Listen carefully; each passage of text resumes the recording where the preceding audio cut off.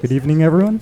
I'd like to call the regular City Council meeting of July 5th, 2023 to order. Madam City Clerk, may we have the roll call, please? Councilmember Sternquist. Present. Councilmember Yu. Here. Councilmember Vizcarra is absent. Mayor Pro Tem Chavez. Here. Mayor Mann. Here. Motion to excuse Councilmember Vizcarra for cause. Second. All right, we have a motion and a second. Unless there's any objections, Councilmember Vizcarra is excused for cause. Next, we have the invocation, and we have, again, the distinct pleasure of having Pastor Kelty provide the invocation. Please rise for the invocation.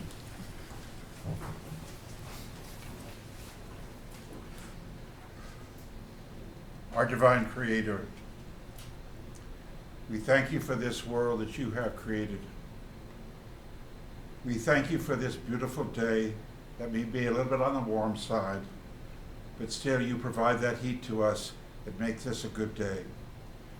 We thank you that we are able to live in this community, that we might enjoy the benefits offered to us and to all of those members. It's for this reason that we would come into your presence this evening to ask your blessing upon us all, that as we go about to do the business of the city this evening. May this city council and their staff have your wisdom be with them as they seek to do those things that would make this an even better community. We know not what the future may bring, but would ask your Creator, in all we do be for this, not for just this generation, for all generations to come after us. We might look to that future with hope, anticipation, with eagerness, with a positive outlook, that those future generations may look back and say to each other with pride that we know that we did a good job preparing this city and this community for today. Thanks and amen. Amen. Amen. Thank you, Pastor. And if I could ask Deputy Bowie to please lead us in the pledge.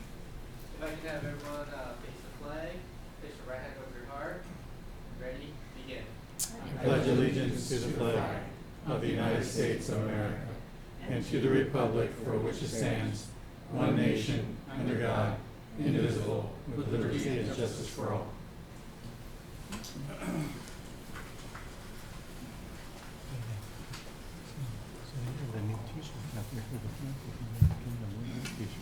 And before we move on to the next item, I would like to ask our city attorney, Ms. Gutierrez, to help us report out for closed session. That was one item we missed.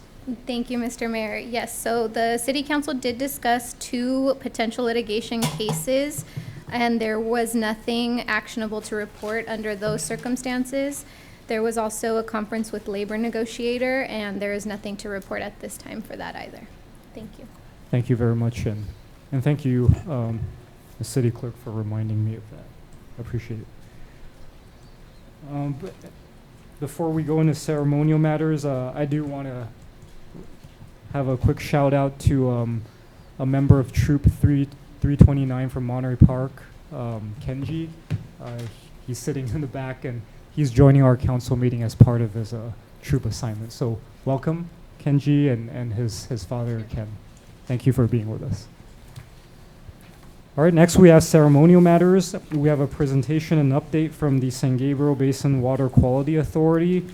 And tonight we have with us board member Valerie MUNOZ, who is also the mayor pro tem of the city of La Puente. I also want to recognize Mayor Robert Gonzalez of the city of Azusa. Welcome and thank you for being with us tonight. And I know we also have Assistant Executive Director Dan Colby with the Water Authority with us. And so the floor is yours. Well, first of all, Mayor and Council, thank you so much for the opportunity to be here today to provide an update on the great work that the San Gabriel Basin Water Quality Authority is doing here in the local area. I don't want to take up much time because the man of the hour is Mr. Dan Colby. He's the one that knows everything, but I just want to take the opportunity to say thank you so much for this chance to speak to you and the residents. Thank you. Thank you for having me here tonight. Normally, excuse me, normally it'd be our executive director, Randy SCHOELLERMAN, giving these reports, but unfortunately, he is on vacation, so you are stuck with me, unfortunately. Okay, my name is Dan Colby. As it was said, I'm the Assistant Executive Director, Senior Project Manager for the San Gabriel Basin Water Quality Authority. I've been with the agency roughly 23 years now, and so it's started out as an intern and worked my way up. So it's been a very rewarding experience working in water in the basin. So here's a picture of the San Gabriel Basin, and this is the contamination that exists in the basin. As you can see, it's kind of centered in the actually center of the basin, and that's along the San Gabriel River. And so that's where a lot of the geology is such that when spills occur on the surface, they migrates down to the groundwater table. But there are specific areas. There are 5 operable units in the basin. Actually 6, I'm sorry. There's the Baldwin Park operable unit. That happens to be the largest plume of contamination. There's the South El Monte operable unit, the El Monte operable unit, which basically where Temple City is located, parts of it. The Area 3, which used to be known as the Alhambra operable unit. And then there's the Puente Valley, and then the Whittier Narrows is the stopgap before any groundwater goes into the central basin, migrates down. So our agency was, a little background on the San Gabriel Basin contamination. It was first discovered in 1979, contamination was. Following that, the U.S. Environmental Protection Agency designated several areas as Superfund sites under the Safe Drinking Water Act. And the San Gabriel Basin happens to be one of the largest groundwater Superfund sites in the nation. Subsequent to that, state water regulators implemented basin-wide testing of wells to see what the extent of the contamination is. And with local water districts and cities provided input on our agency, we were created in 1993 because there was no local agency to oversee this issue. Nobody wanted EPA to come in and run roughshod and tell all the cities how to deal with this contamination. So our agency, the San Gabriel Basin Water Quality Authority, was formed. It was formed in 1992, and it was originally a 5-member board. We are the local agency responsible for groundwater cleanup. We are non-regulatory. We have no regulatory capacity. We can't tell people to turn off wells. We can't tell people to stop serving water. What our agency does do is we plan and finance treatment projects that are required to treat the water to drinking water standards and then serve them to the general public. We do annually, we publish our groundwater quality management and remediation plan. That's part of our act. We have to do that annually, and that spells out what agency is going to go forward to clean up the basin and restore it so it can be used, further sustainability in local water sources. As I said, we coordinate with local, state, and federal agencies. There's a lot of hands that come into this basin regarding the groundwater cleanup, so we like to coordinate with them and make sure we know what's going on and we can lead them in certain directions. Our agency does have a sunset date. We were created in 1993. Our first sunset date was 1998. They thought the contamination would be cleaned up in 5 years. That did not happen. Groundwater cleanup does not happen that fast. Subsequently, we've been extended several times. In the year 2000, we were extended again, and then we added 2 producer members because first our 5 board members, here's a slide of the members. We have 2 city members, 2 city council sitting members. One represents cities with pumping rights, one represents cities without pumping rights. There are approximately 12 cities in the San Gabriel Basin with pumping rights. There's 13 with no pumping rights. So we have 2 representatives there. We have representatives from the overlying municipal water districts, one from Upper San Gabriel Valley, one from San Gabriel Valley Municipal Water District, and one from 3 valleys. And in that 2000 year, we added 2 producer members because the water producer community didn't think they had enough representation on our board, so we added 2 members of the water producer agencies. So what is, you mentioned about sunset date, you do have a new sunset date. We What do is have that? a new sunset date. It's now 2050. Last year, 2050. we had legislation that Assemblywoman Blanca Rubio sponsored, and it was successful and extended our agency.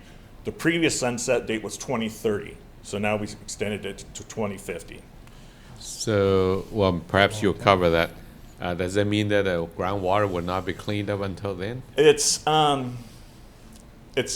tough question. Yeah. Pump and treat, which is the normal thing, is you pump it out of the ground, you treat it, and you serve it. It's not a very efficient way of groundwater cleanup, but it is the most cost-effective times. But as you probably have heard, there's a variety of new contaminants that come down the pipe. PFAS is an example of that. So as new contaminants are found, MCLs, maximum contaminant levels, are lowered based on health issues. I don't see the groundwater, it's going to be a while for the groundwater to clean up. The areas that we focus on are facilitate basin cleanup. We did sponsor a lot of early cleanup actions when we first became an agency in 1993. Our primary focus now is to seek state and federal funding to offset the cost to ratepayers of these water treatment facilities. And we have a robust public outreach program that we do several advertorial inserts in the local newspaper, the Trib, San Gabriel Valley Trib, and the LA Times. As I said, our current legislation, AB in 2022, we were extended to 2050. We have legislation currently going through the process by Assemblywoman Rubio that increases our assessment, our allowable assessment, from $10 an acre foot to $20 an acre foot. And that's how we do our admin budgets and such. What we currently charge is $12 an acre foot. Even though we want to have the capacity go up to $20 an acre foot, we don't see that coming. That's just to build capacity to deal with unknowns like PFAS or something, or another contaminant that we can raise some funds real quickly and help out the water purveyors in the basin. This legislation goes from $10 an acre foot to $20 an acre foot, but it does not raise the assessment. The assessment is contemplated each year during our budget cycle, and it's the WQA board sets the assessment. We just finished our budget process and staff, and the budget is a $12 per acre foot budget currently, so we don't envision that we're going to need to go to the $20 an acre foot anytime soon. Who makes that decision? Who makes To increase it? To increase it, our board members. Our board members have the ability, if this passes, they have the ability to increase it. But based on our budget and what we see in our forecasting and the ability of the agency to bring in federal funds, we're able to keep that assessment stable so we don't increase it. This is just kind of a slide of some of the funding that we've gotten. From the federal government, we've gotten over approximately $126 million through the USBR Title 16 fund, and also the San Gabriel Basin Restoration Fund. That was a fund created back in early 2000, spearheaded by Congressman David Dreyer. And those funds are only for WQA. And we got an initial $75 million when he first got the act. That has been increased to another $50 million, so there's $125 million available to the San Gabriel Basin. But you see the $126 million, that's combined between those three items. So there's roughly still another $28 million left that we can get out of Congress for the San Gabriel Basin Restoration Fund. We were also successful in getting state funds through Props 13, 84, 1, and 68. Prop 68 is important because that allowed for the reimbursement of treatment and remediation costs. To build a water treatment facility, it is a great capital outlay, but the long-term treatment and remediation cost to operate that treatment facility. That's the one that really needs that helps. And so we were successful in getting some Prop 68 funds for 21 projects throughout the basin that we were able to reimburse them for the treatment remediation costs for 5 years. Also, when we were able to bring in federal funds, that helps leverage agreements with the responsible parties responsible for the contamination. You know, they didn't really want to come to the table and participate, but when you potentially give them some offsetting funds, they're more than likely to participate and do the right thing. And that concludes my presentation. If I have any questions. Could you go back to the last slide? Sure. So I may have missed it. There's a responsible party fund, 700 million. Correct. That's quite a chunk of change. That is primarily for the Baldwin Park Operator Unit. We were successful to get a $350 million settlement back in 2002, and that went through 2017. We were able to get another 150, 250 So are those million. against private polluters then? Those are against the companies that caused the pollution. Right. At the time, they may have been doing best management practices, you know, have solvent or waste or whatnot, and they, you know, put it in pits, not knowing the ramifications 40 years later that it has on our groundwater. So when you mentioned the treatment plants, who owns and operates the treatment The plants? water purveyors own and operate those treatment plants. WQA, our agency, does not own or operate treatment facilities. Okay, and the response, I guess the water purveyor's area of responsibility, how is that determined? Usually the water purveyors, they're not responsible for the contamination. Their practices, they didn't cause it. But one of the things that highlights WQA, what we were able to do, for example, when EPA comes in and has a Superfund site and they make a responsible party clean it up, they only pump and treat it and then discharge it. That's a waste of a valuable resource. We encourage them to put that water back into the domestic supply. So all that treated water meets and exceeds all federal and state drinking water standards, and we're able to utilize that water that was once contaminated in the local supply, making the basin more sustainable and less reliable on imported water, which is becoming more and more scarce. Perhaps I asked the question a different way. So you don't actually treat the water, you facilitate and make sure water purveyors treat the water. Yes. So I guess all of us here are drinking groundwater in some sense, right? Most of it. Drink water, yeah. So when the water purveyor pumps water out from the ground, presumably it's contaminated, and with your oversight, they're cleaning it, and they put it in the system for drinking, or they don't put it back in the ground, do they? there is one small project that re-injects, but it's treating shallow zone water.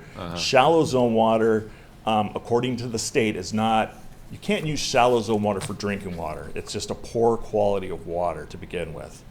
And so what they're doing is they're treating it and re-injecting it, so it doesn't leave the basin as a discharge.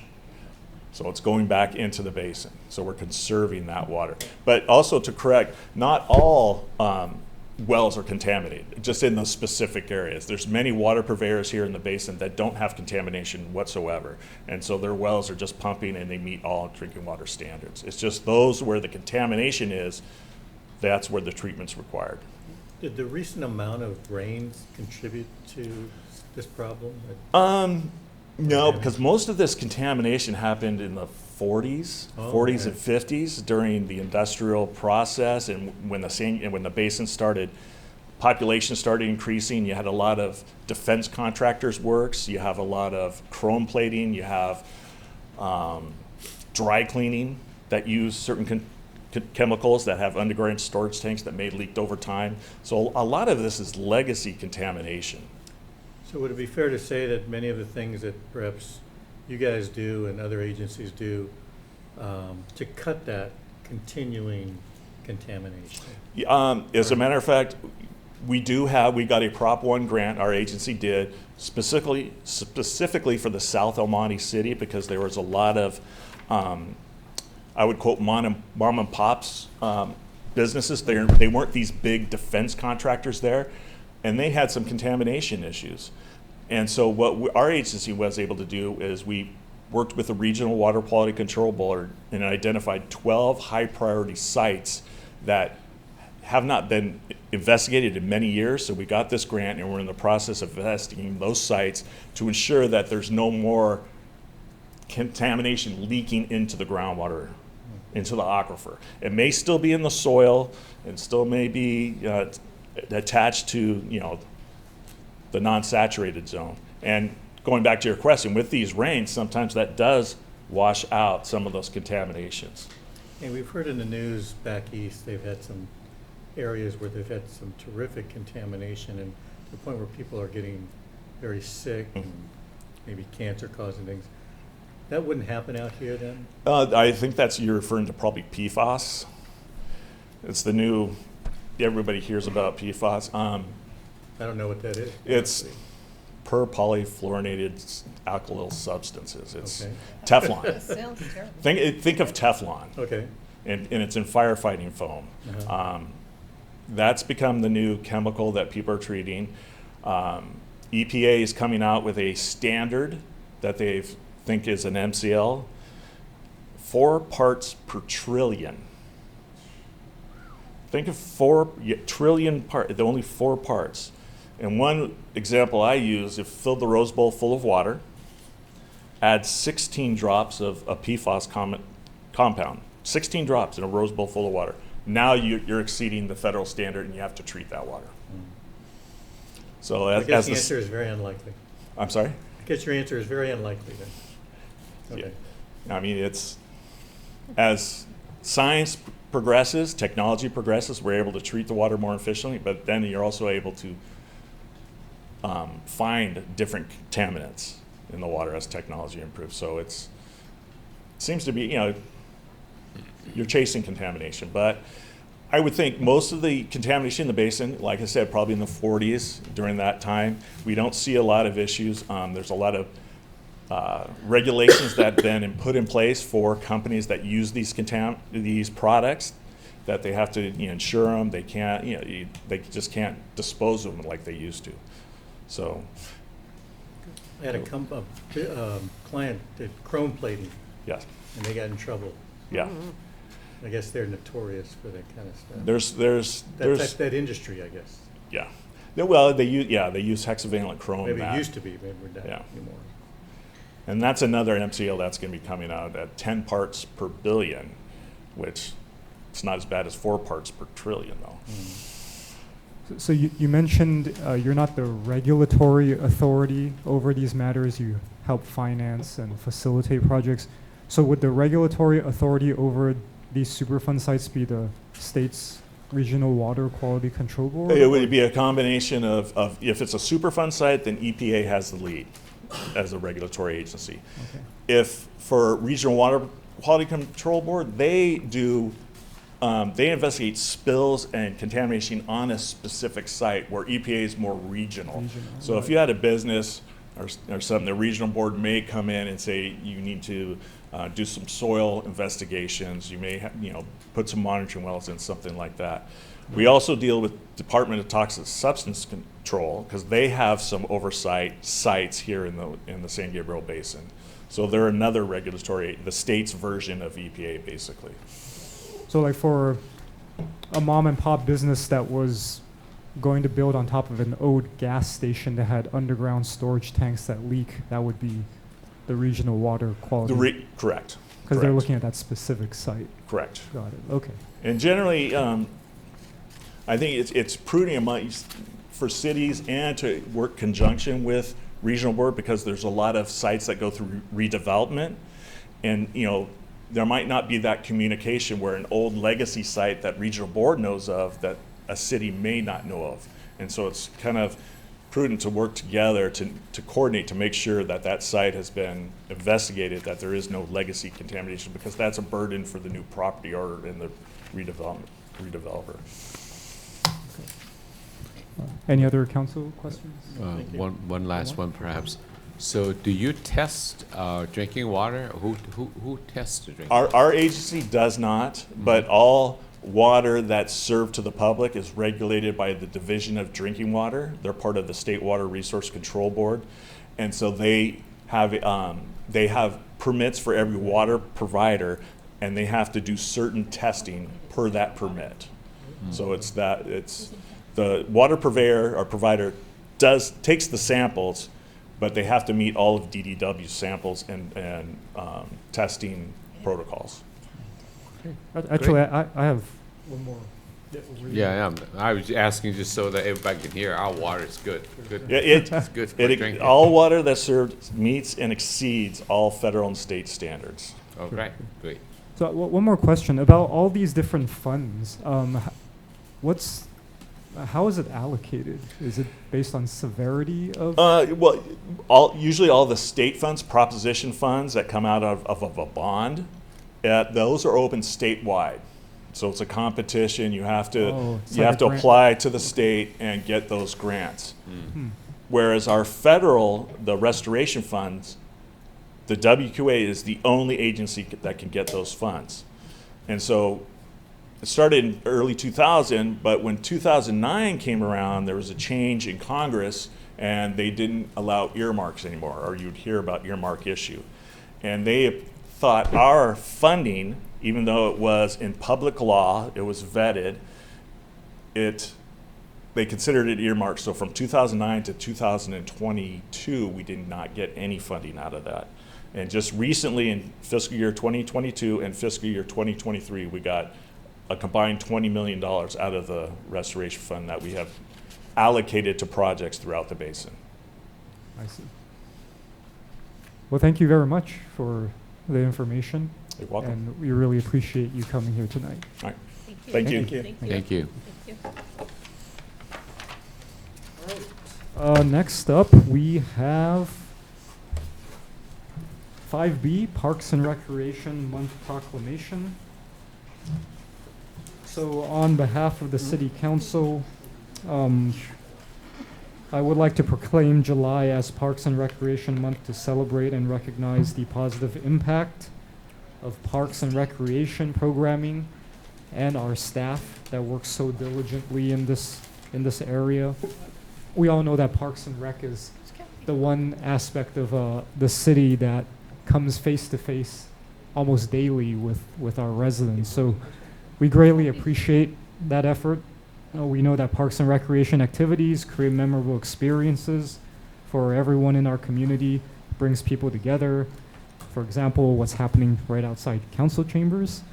We invite the community to enjoy the parks and upcoming city recreational events. So if I can just ask our Director of Parks and Recreation, Adam Matsumoto, to come up. I'd like to present this to him on behalf of the council.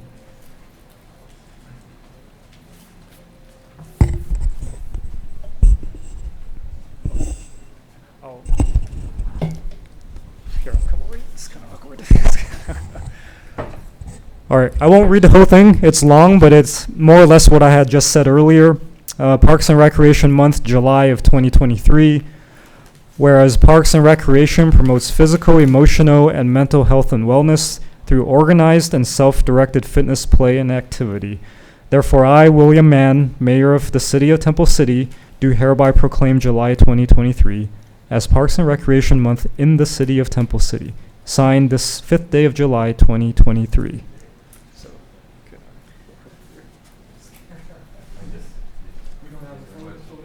There's nobody to take a picture. But thank you very much. Of course. Thank you, Adam. Continue, good job.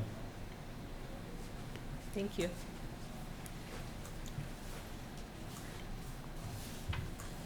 I know all of us on council are very proud of our Parks and Rec department, and in fact, 2 of our council members here were former Parks and Rec commissioners, so I know we take great pride in that.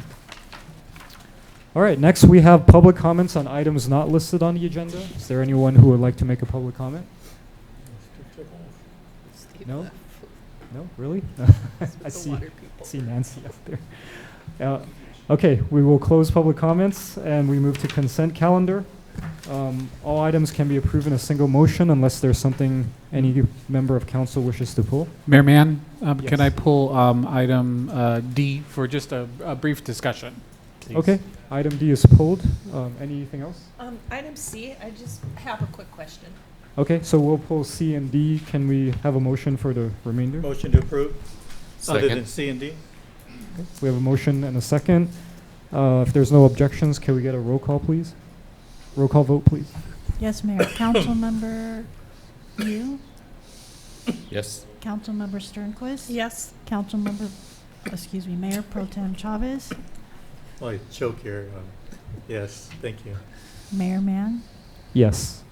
So I guess we'll start with item C, Councilmember Sternquist. Yes. I think since I started on council, we've had the Brea IT.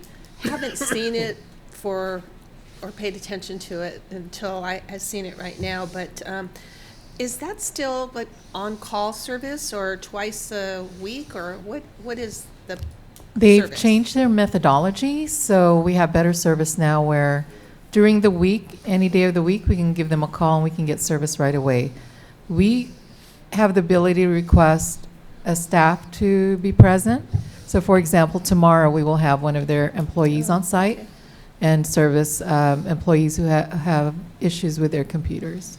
Okay, thank you. All right, item D, Mr. Cook. Sure, Mayor Mann and members of the council, I'd just like to bring up a couple highlights. Usually we try to bring up kind of the highlights of where we are financially, and considering that you just adopted your fiscal year 23-24 budget, kind of wanted to highlight the connection between the quarterly reports that we have and where we're at. So this quarterly report deals with the second to last three months of the year. We are projected to have a fund balance of $24.2 million. That was consistent with the fund balance that you saw coming forward. If you can put that up on the screen, please. During the budget process, that represents actually the highest level of fund balance the city has had since 2012. We were as low as 18.9 million in 2018. So that includes both fiscal prudence on the council's part for really making sure that we are replenishing our fund balance, but also at the same time, we're taking that fund balance and investing it back in the community. So we're back at a level that we were back in 2012 before you made some other major investments during that time as well. The other thing to note is that you will note this time there are no quarterly revisions. Part of that has to do with the fact that our numbers, our estimates for that third quarter are very consistent and moving forward. Just to kind of give you a preview of for the fourth quarter adjustments, though, we will be seeing an upward trend in revenues as some of our VLF money that's coming in is a little bit higher, but also some of our investment income is higher as well.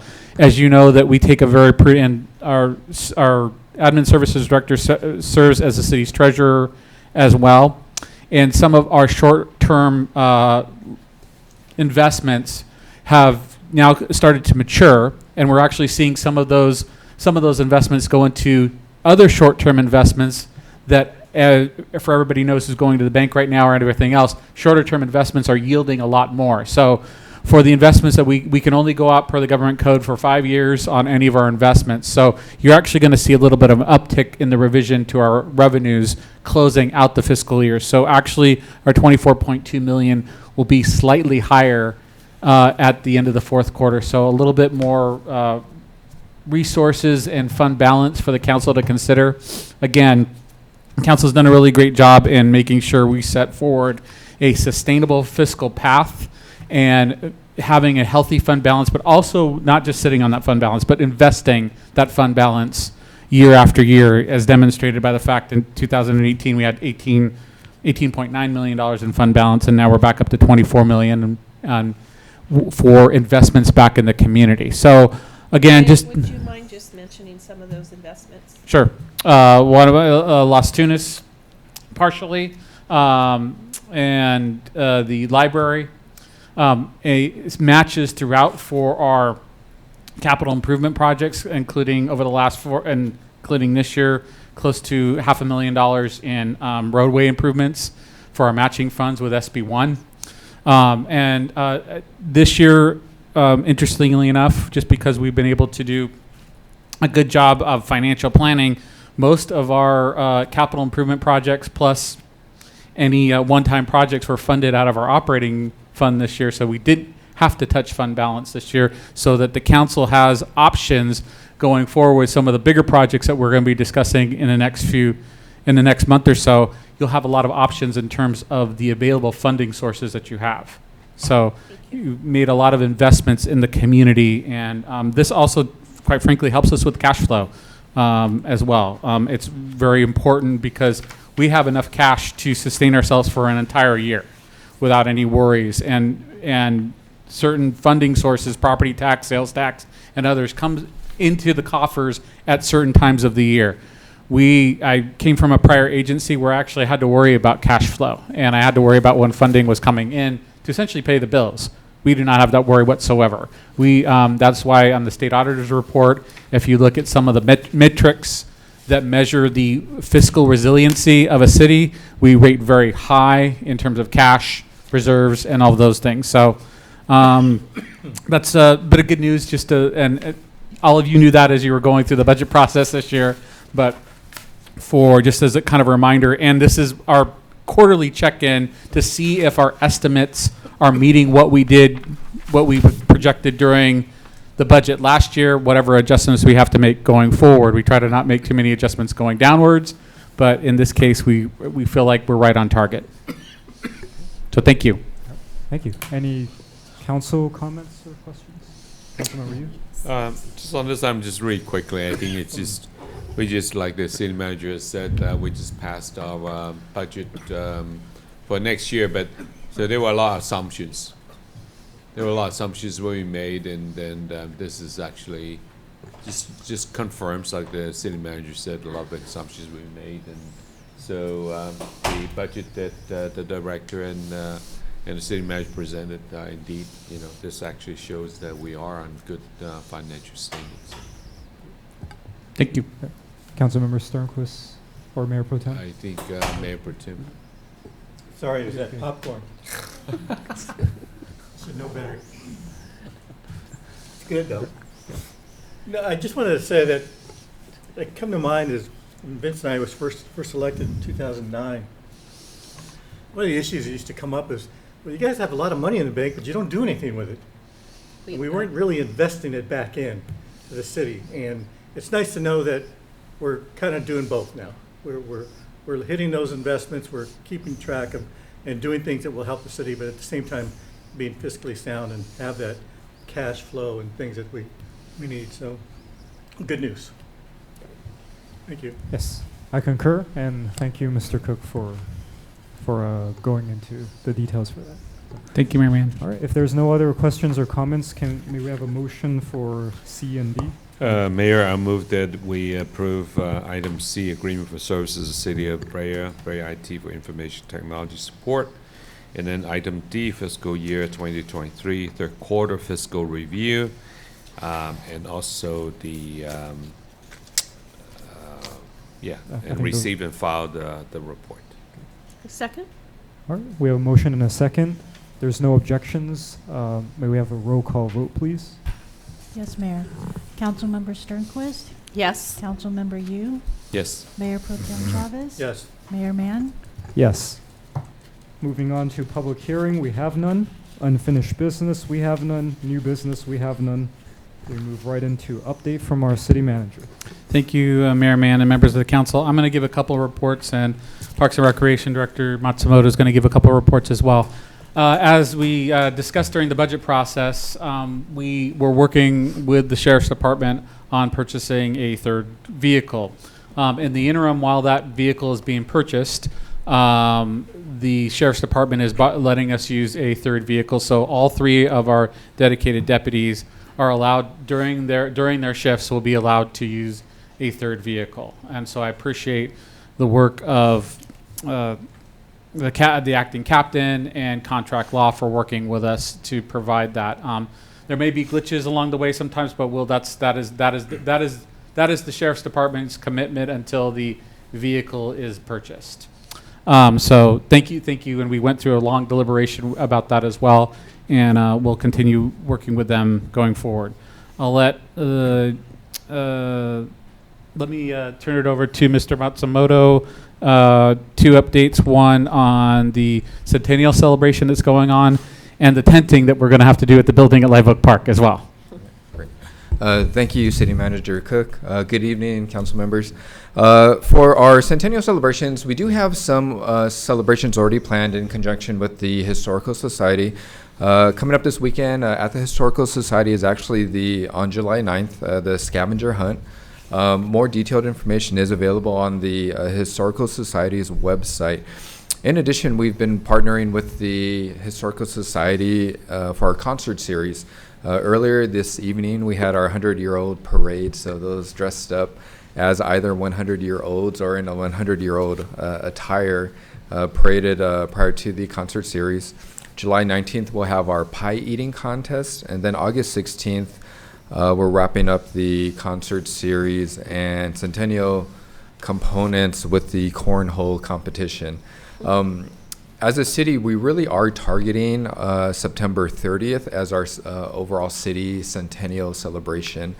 And that's going to be held in conjunction with our annual Fall Festival and Car Show. It's going to be an expanded centennial event.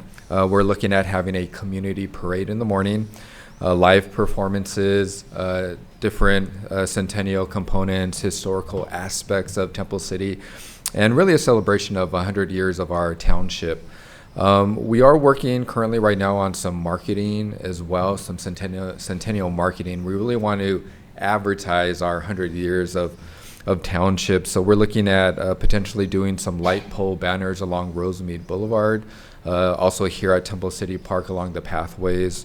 Our Fall Connect magazine will be a commemorative centennial Connect magazine. So we're doing some highlights of, again, our historical aspects of the city, and we've even found a 100-year-old previous resident of Temple City, so we're hoping to bring her out and do some highlighting of her as well as part of the September 30th celebration. We're really looking forward to highlighting the 100 years of Temple City. There's so many wonderful historical components that have happened in the past 100 years. So our partners really in this is the Historical Society of bridging that the past with the present and really honoring those 100 years of Temple City. So unless the council has any questions, I can move on to our tenting and fumigation of the community center. Right. Any questions from council? Is there still a living member of the Temple family still around? Do we know? I would have to follow up. We previously had the What was her name? Josie. Josie, right? So does that have any children of her own? I'd have to look into it a little bit more. We can follow up with. I don't remember anybody ever showing up with her. No, or coming to any events. not that I can recall it, but we can definitely do some exploration. Or on not that. only the Temple family, but the other families that formed the, Sure. the Part of the- township 100 years ago. I mean, Right. all right, that's all. Thank you. Any questions? Thank you. And just a quick update. So the community center at Live Oak Park is going to be closed starting on Thursday through Saturday. We had a fairly bad termite infestation over at the community center. So we wanted to make sure that we had that tented and taken care of. Also in preparation for the return of our senior lunch program happening next week. So the community center will be closed over that 3-day period. The annex will be open for front desk service, so we can still register for our different programs and events that are coming up. And we're hoping to open back up midday Saturday to the community once that tenting has been completed. Adam, will staff still be at the park too? Because Little Correct. has night games on those nights, so somebody will be there to turn the lights on. They will, yes. They'll be operating out of the annex. The office hours will be reduced from 8 to 5 p.m. But staff will remain on site all the way until 10 o'clock p.m. so we can assist with Somebody the else. lights and the closing of the Should facilities. there be another number they call, or? You know what I can do is I can Get ahold of reach Josh and out let him to Temple City American Little Yeah. League and provide them with There's- contact There's information. definitely night games tomorrow, Friday, and Saturday, Yes. so all 3 nights. And we'll still have our park patrol present as well, so they'll be there in the evenings, Thursday and Friday, and then all day during Saturday's Thank you. event. Thank you very much. Two more items, Mayor Mann. Next Tuesday, we will have a special meeting to discuss the playgrounds and some of the cost escalations and some of the options, and to give you some timelines and understanding of, and then hopefully get some additional direction from you on moving forward with that project as well. We're very excited about that project. Primrose Park is such a hit, and one of the components of it that is such a hit is that playground, along with the overall design of the park. But just one of the things to remember is that those are prices based on 2019, 2020 bidding and cost, and also to the amount of time and lead time it takes. So we'll discuss that in more detail on Tuesday. Lastly, obviously, all of us know yesterday was 4th of July. Many parts of town were, especially the southeastern part of town, had a lot of activity. We were able to issue 4 citations, several of them in the southeast area of town. Things seem to calm down, but I want to thank the public safety team, along with Deputy Bowie and the entire team who worked last night till about 1:30 to do what they can. It's always difficult in the citation process because you actually have to find someone lighting off the illegal fireworks in the act.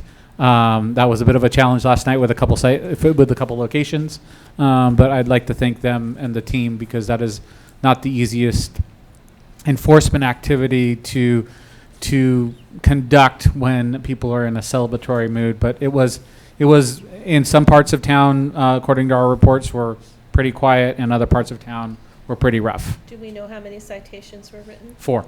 4? Okay, Yes. I missed that. It's hard for me to believe that there are any quiet areas in the town. Can you identify what those quiet areas are? According to the team, the northeastern part of the city, the northeast part of the city, The north? the northwestern part of the city was a little quieter than the southeastern part of the city. Guess that's a relative term, a little quieter. It is a real. I can tell you It's from, noisy. I can tell you from personal experience, the southeast was basically a war zone. That's the best way I can put it. So I guess hopefully it was better in some areas, but I was going to bring that up during our council comments. But I'm glad you brought it up now, but I'll wait till then. Thank you. That seems like a low number of 4.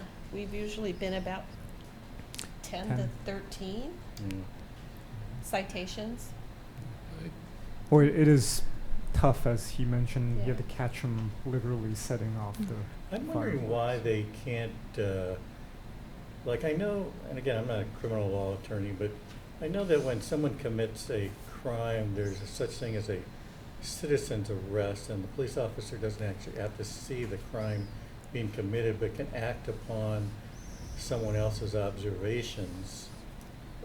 It's hard for me to believe there's no similar type of situation for an infraction, because that's really what this is an infraction. It's not no one's arrested. No, it's an administrative You know, citation. And obviously to expect our limited staff to ride around the city and actually see someone doing illegal fireworks is like a needle in a haystack. There's got to be a better solution than that. Again, that discussion is for another day, but it's difficult. I can appreciate that it is difficult, but maybe we'll come up with a solution at some point in the future. Thank you, Mayor Mann. That's it for me. Okay. Thank you. Next update from our city attorney. I have no updates for you tonight. I just wanted to thank you for having me tonight, and Greg will be back on Tuesday. Can we ask him not to come back? And you can- all right. Thank you. You guys are the boss. All right, that's a closed session item. I'm Yeah. kidding. Greg will take it in stride. Yeah. So. All right, He knows we're kidding. Thank you, Stephanie, for helping us out Thank tonight. you. All right, next we have council reports on ad hoc or standing committee meetings. Do we have any? All right, we don't. Next, we go to council items separate from the regular agenda. We'll begin with Councilmember Sternquist. Just a couple of things. I brought Mr. Cook along with me to the opening of the Mount Sac Transit Center. It was a collaboration between Mount Sac University and Foothill Transit. So now there is transportation onto the campus with the transit center, which really made things a lot more safe for the students entering the school. They have a beautiful parking structure that was part of the project, so they have electric vehicle charges, and it's just beautiful. Really makes a big difference for the students attending. With mosquitoes. Oh, wait, before, can I ask a quick question? Sure. Does Foothill Transit have stops in Temple City? Yes, on Or- Santa Anita. But just one? Yes. And that's the one they would catch to Mount Sac, or possibly? No, Probably have actually- to transfer over, I would imagine. Actually, they would have to go to El Monte Station Oh, okay. and then get on the fast So bus. Foothill goes into El Monte Station? Yes. Oh, okay. Yes. With mosquitoes, there's been malaria in LA County, and we haven't had malaria around for such a long time. So just a reminder, along with West Nile virus, we need to be aware that malaria is out in LA County, and do everything you can to prevent that. Be sure to wear repellent, empty water that's been standing, dog bowls, refresh it every single day with fresh water. So just a reminder that those critters are out there. So that's it. Thank you. Councilmember Yu. Nothing to add, but just want to thank the city team, and that we have a relatively safe 4th of July celebrations. But there were times I could swear that I would have fireworks in my backyard. It sounds that Me loud. too. They were in my backyard.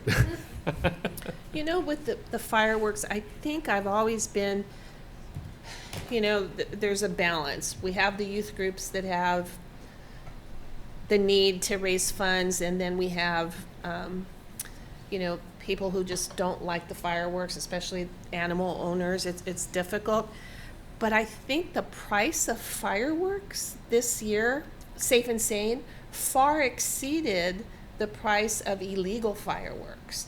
So I think there were more illegal fireworks out this year. My next door neighbor showed me a box that he purchased from TNT or someone. It's probably about this high. It's probably about this deep. $800.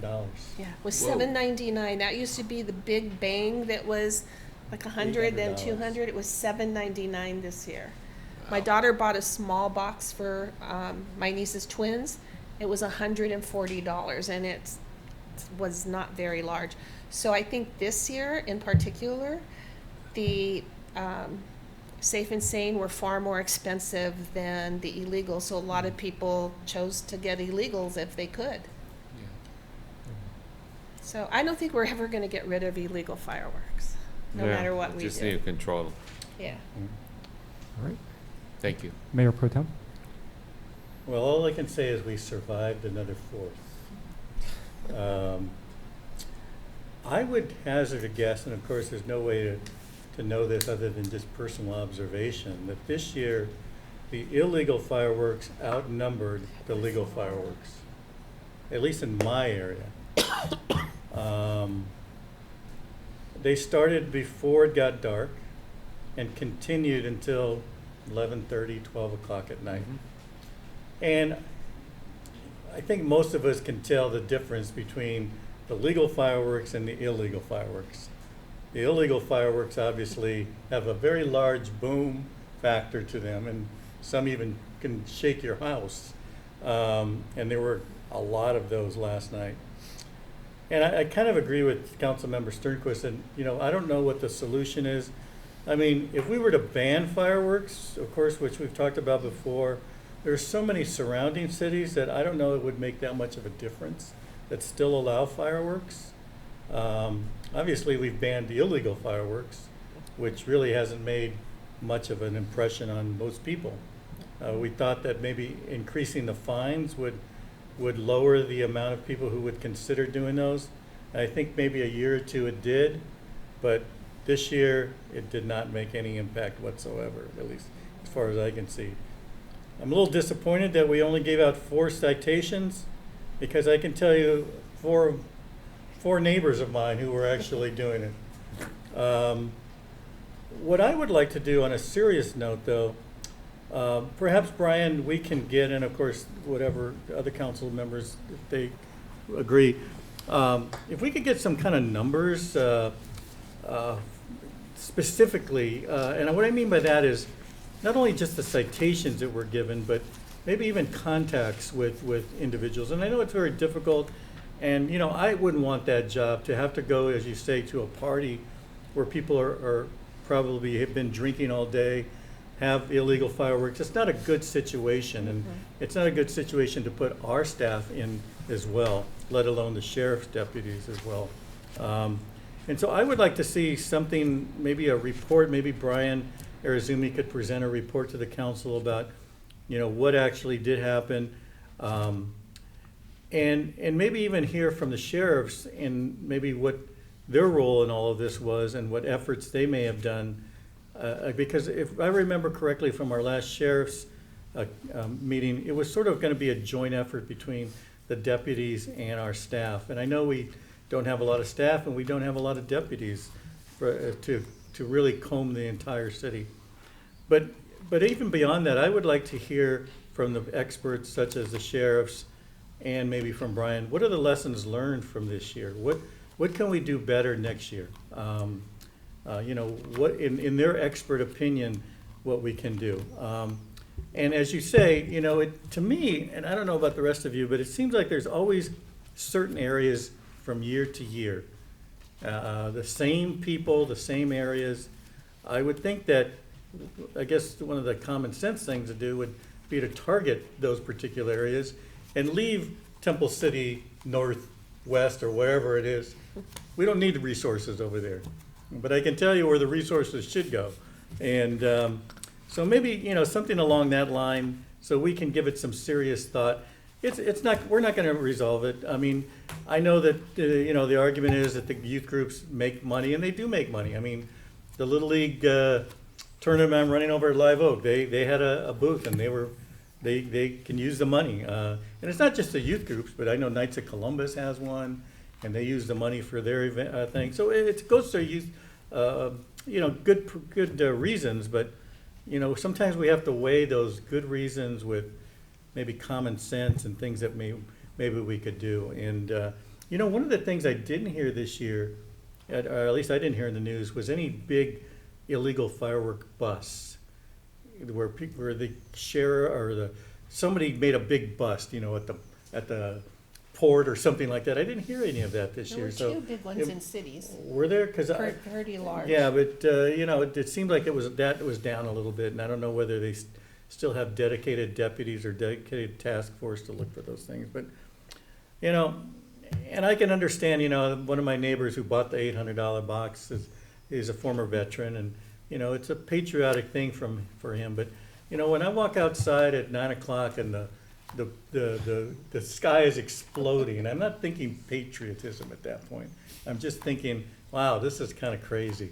And on the news today before I came over, there was a young man in South Central who blew his hand off doing illegal fireworks.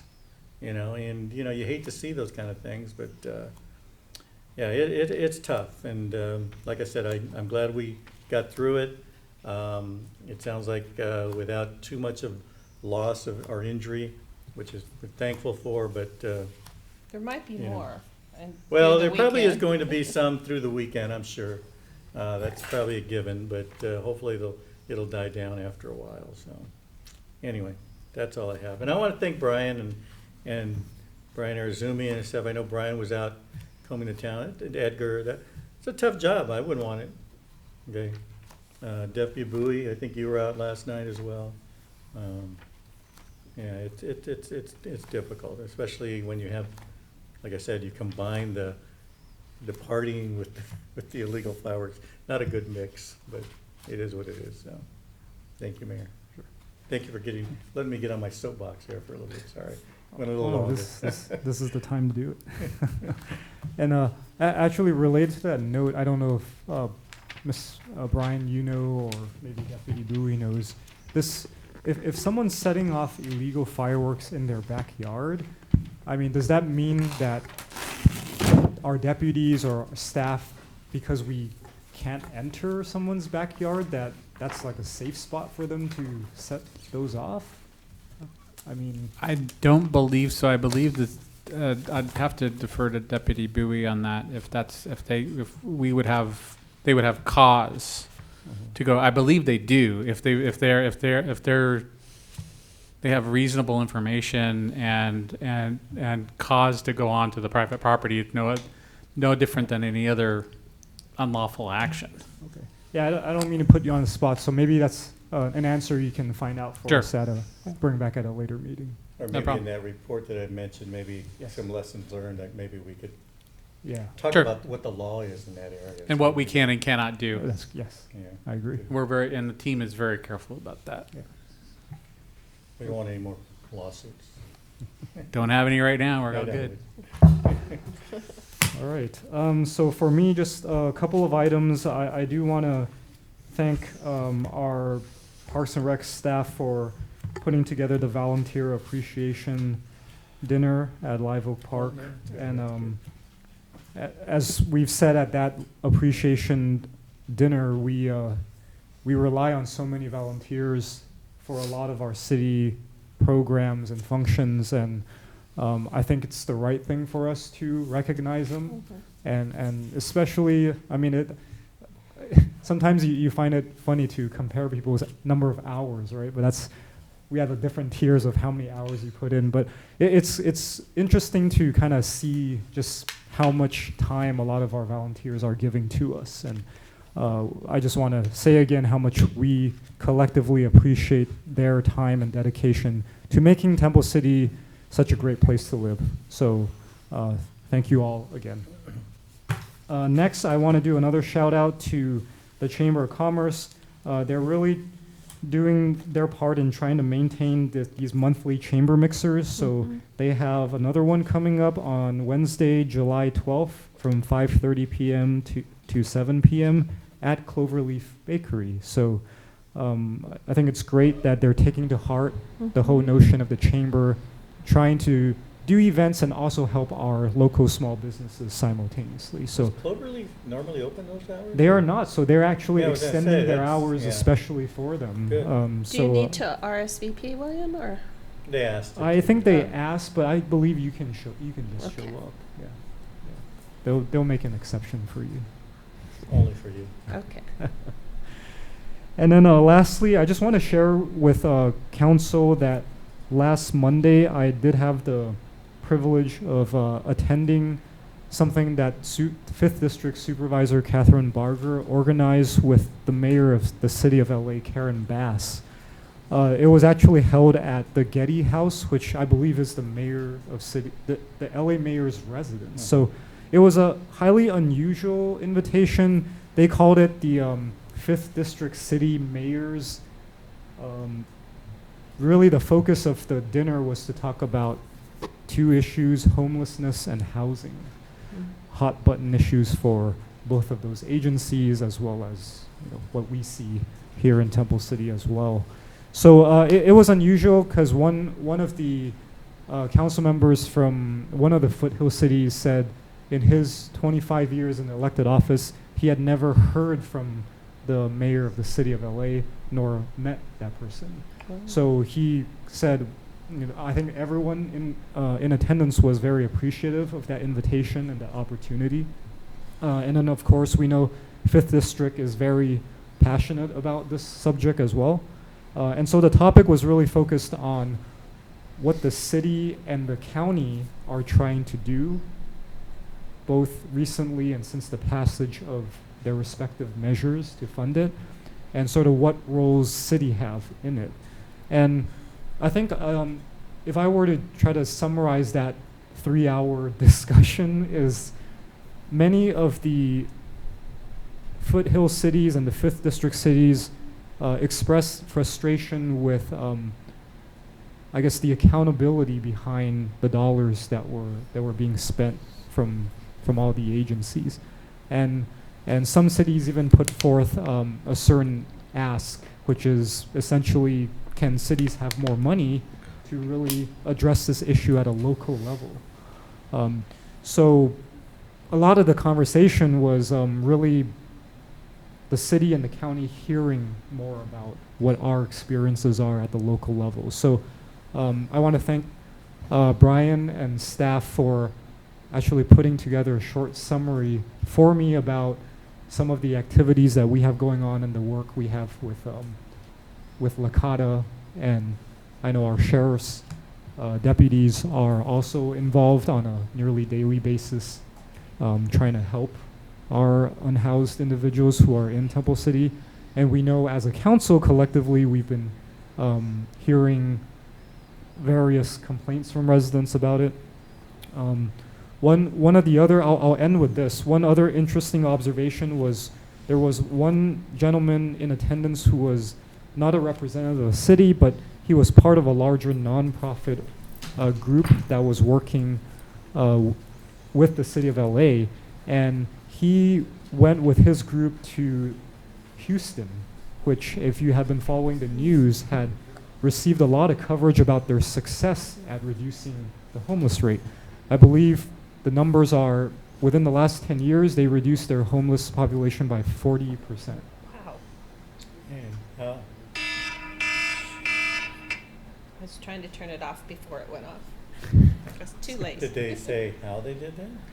They didn't go into a lot of detail during Besides the meeting. shipping them to LA? Oh, no, So- that's another thing. So the one takeaway from that was, and I'm certainly no expert on this, but they talked a lot about the continuum of care, which was, is there a centralized, streamlined process to get someone who is currently living on the streets to having a roof over their heads? And a lot of it was organizing and getting on the same page, which is easier said than done. And what he observed was that there's a lot of agencies and organizations out there locally who's trying to do their own thing, but there's no collaboration. Everyone has a different idea of what they want to do. But see, that's been the problem since day one, I think. Mm-hmm. And I hope they take to heart that, at least my understanding is, every city is different, and they all have different needs and wants, and how to handle whatever the issue is in their particular city. There's no one answer. Yeah. And hopefully meetings like this will help to open their eyes to that, I guess. Yeah. But, you know. And that was certainly again, a frustration that a lot of mayors from other cities were expressing. So one of the things I've asked Mr. Cook to help council understand collectively are all the different players that are involved in this process. Because we talked about this at our last sheriff's meeting too, is you have LACADA, you have the sheriff's teams, you have the Met teams, you have all the different Some of the churches, the faith-based organizations, the foothill unities. I mean, the list goes on and on.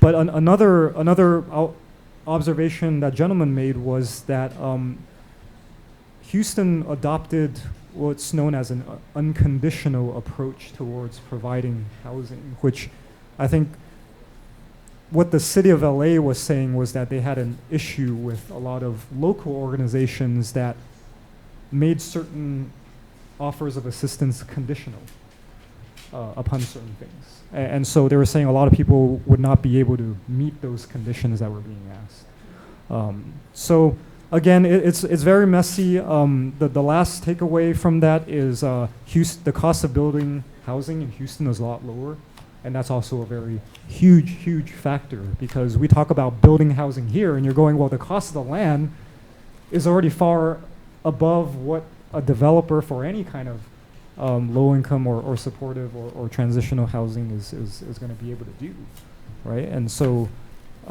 just that sheer cost is something that California has a hard time avoiding. But hopefully maybe we could have a better grasp as council on sort of what's happening on the ground, and what funding is available that we can kind of, if possible, that we can tap into to really just get a better grasp of what's happening. Okay, then with that, we'll recess to the successor agency, which always catches me by surprise, because I always ask the question when it's going to end, and then I remember the answer when this shows up. So if we could call to order the agency.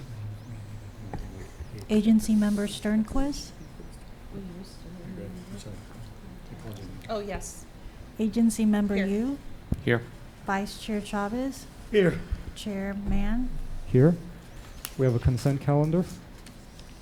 Motion to approve? Second. A motion and a second. Could we get a roll call vote, please? Agency member Sternquist. Yes. Agency member Yu, Yes. Vice Chair Chavez. Yes.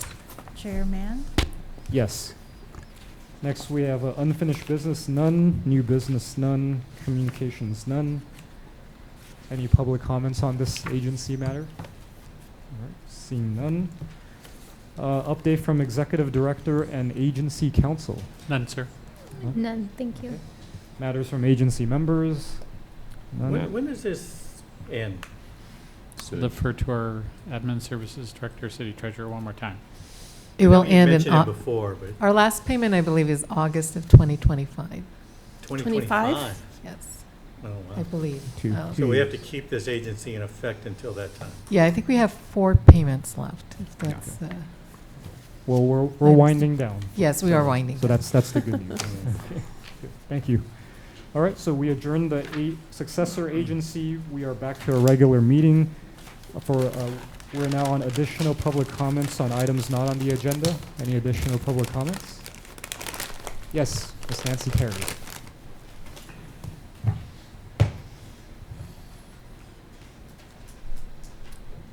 I'm Nancy Terry, a resident of Temple City, and I just have 2 comments to make. Number 1, I want you to know how much our family appreciates everything that our Temple City staff and the city council member do for our Temple City residents.